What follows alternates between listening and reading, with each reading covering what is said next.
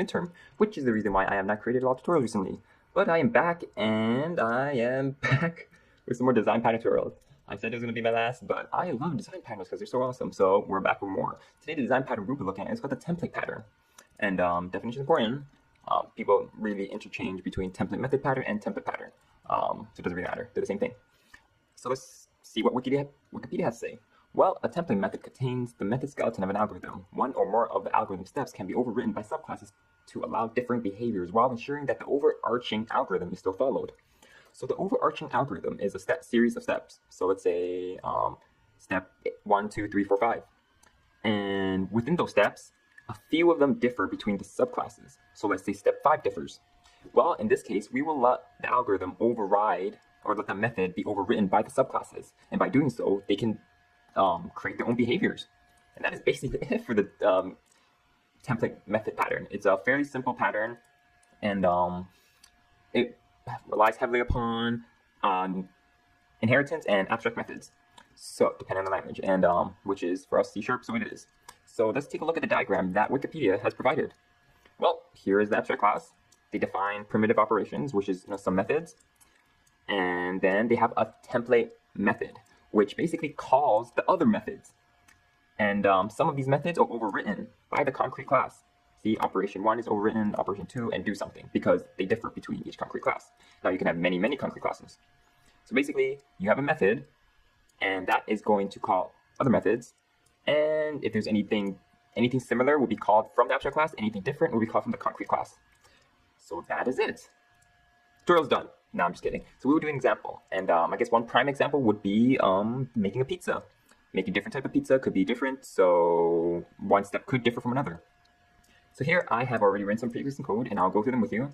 Basically, both of the I have two classes, meat level pizza, veggie pizza, which is pretty much self-explanatory. And make pizza, well, veggie pizza is not necessarily a vegetarian pizza, it's just loaded with veggie toppings. So my friends got confused when I was doing this. So okay, so make pizza basically is calls a series of steps, a series of methods to make the pizza. Same thing with the meat lover. However, the only differ is add meat topping and add veggie toppings. Now you're probably saying, oh my god, this is the template method right now. Yeah, and it is. But we have to make some small tweaks and corrections. As you can see, there are a lot of ways we can abstract it and, save a lot of code duplication. So let's actually take a look at the method dough, or method make dough, which just works the dough, make it into a circle. I didn't know how to call that, so I just call it make dough. They both add tomato sauce. So tomato sauce is down here. Same thing. Add cheese, exactly the same thing again. And then the only thing differs is that add meat topping and add veggie toppings, because they're print out different statements. Now looking at this, you can be, hey, while following the template pattern, we should create an abstract class, pull everything that is the same up into it. And you are indeed correct. So let's go ahead and add add a new item. We will call it pizza. God, I think I have some sort of fetish with food. A lot of my tutorials are based on food. But anyways, this is going to be something abstract. And there we go. What we're going to do is we're going to copy this code out, paste it right there. And then what we're going to do is make it inherit from pizza. And we do the exact same thing with meat lover. We make inherit from pizza, and we delete the code that was redundant. All right, one step down. So what's next? Well, it states that the template method pattern states that there are steps that are the same, and in our example, it is these three methods, but there are methods that are different that allow us to add different behaviors. And in this example, it would be add toppings. However, the existing code states one says add meat topping, the other one says add veggie toppings, which, it's too detailed. We don't care about the type of toppings you're adding. Essentially, you're just adding a topping. So what do? We just make it we make them both in common. So then we can define an abstract method. Here, we will define the abstract method add topping now, because they have different implementations in both of the subclasses, but they require that the abstract class can, say, hey, I have a method called add topping, but I'll let my concrete classes override me. So here we will add public abstract void add toppings. All right. So now that we have that done, we're going to get an error because, hey, we changed the method name here. Delete them correction. And now we're saying, oh hey, we can save more code. We can move this even higher up the food chain.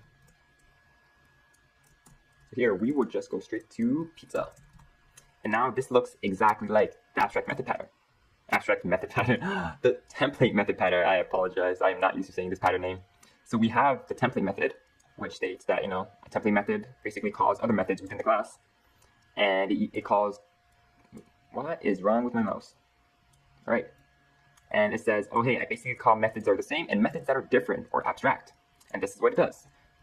This is within the abstract class, defined within the abstract class, defined within the abstract class, defined in the concrete classes.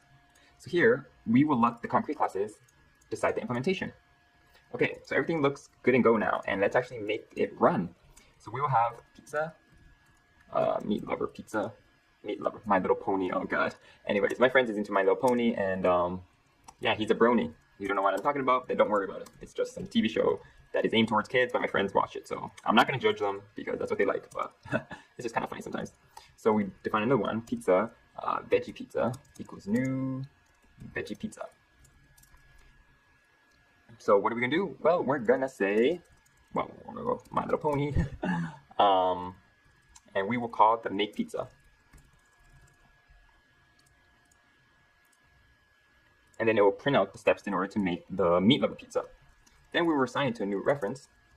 I'll just say pizza pizza, doesn't matter.